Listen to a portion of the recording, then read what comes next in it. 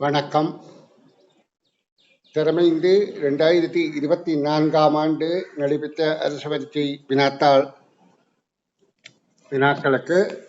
ஒன்றின் வினாக்களுக்கு தனித்தனியான விளக்கமாக தெளிவாக விடை வழங்கும் காணொலிகள் பதிவேற்றம் செய்தேன்.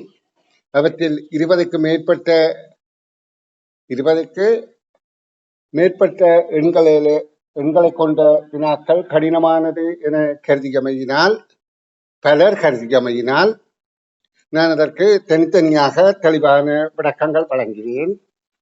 இப்பொழுது 22க்கு முந்தைய வினாக்கள் சகல வினாக்களுமே ஓரளவு இலகுவாக இருக்கின்ற பட்சத்தில் ஒன்று ரெண்டு தவிர அவற்றுக்கு சோடியாக விடை வழங்கும் இந்த காணொலியை நான் உங்களுக்கு பதிவேற்றம் செய்ய விரும்புகின்றேன். இப்ப இந்த காணொலியில 21, 22 வினாக்களுக்கு விடை காணும் விளக்கங்கள் வழங்குகின்றேன். அவதானிக்கவும். ஏபி ஆகிய இரு பகுதிகளையும் சேர்த்து அமைக்கத்தக்க ஒரு திண்ம வடிவத்தை காட்டும் உரு யாது என்று கேட்கப்படுகின்றது.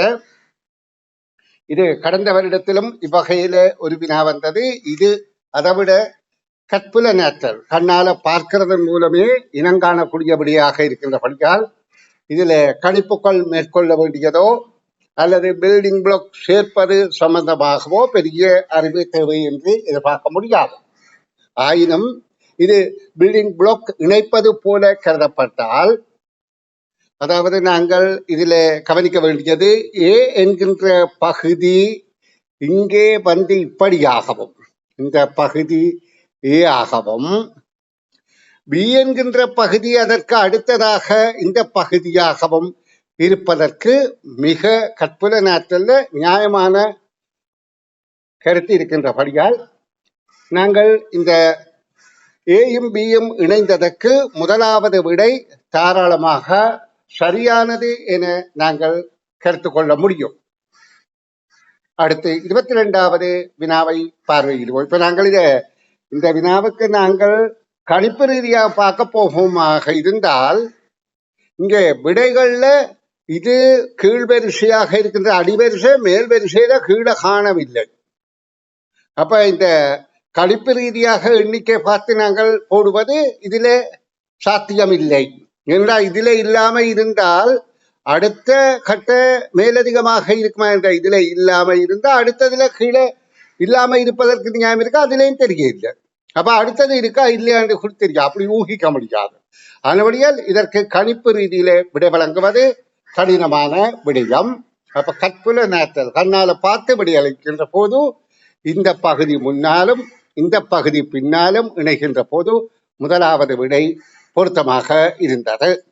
இனி நாங்கள் அடுத்த 22வது வினாவை பார்ப்போம். இங்கே ஒரு முற்றத்தில் வரையப்பட்டுள்ள ஒரு சதுரம் உருவில் காட்டப்பட்டுள்ளது. சதுரம் என்றால் உங்களுக்கு தெரியும் 4 பக்கங்களும் சமனானது என்பது கருத்து. அப்ப 4 மூலைகள் இருக்கின்றது. அதில் வடக்கு திசையையும் குறிக்கப்பட்டுள்ளது. இங்க வரைபடங்கள்ல குறிக்கிற போல இங்க வடக்கு திசை குறித்த ஒரு குறியீடு தரப்பட்டிருக்கு. அப்ப இதை கொண்டு எங்களுக்கு 4 திசையையும் இனங்காண முடியும். இது வடக்கு என்றால் இது கிழக்கு, இது தெற்கு, இது மேற்கு என்பதை நாங்கள் புரிந்து கொண்டால் இனி வினாவுக்கு விடை காண்பது இலகுவாக இருக்கும். ஏபிசிடி ஆகிய 4 இடங்களில் நிற்கும் 4 பிள்ளைகளுக்கு இடையே 4 பிள்ளைகள் ஏபிசிடி என்ற 4 இடத்திலே நிற்கின்றார்கள்.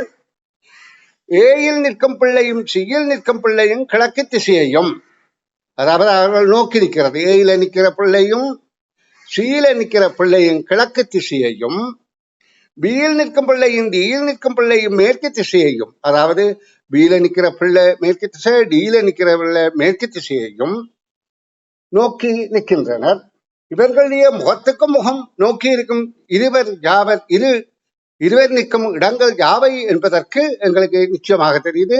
இதுதான் ஒருவர் சி என்பவர் கிழக்கு நோக்கி நிற்கின்றார், டி என்பவர் வடக்கு நோக்கி நிற்கின்றார். அப்போ ஒருவர் முகம் நோக்கி நிற்கின்றார்கள் என்பதற்கு நிச்சயமாக 3வது விடை பொருத்தமானதாக இருக்கின்றது.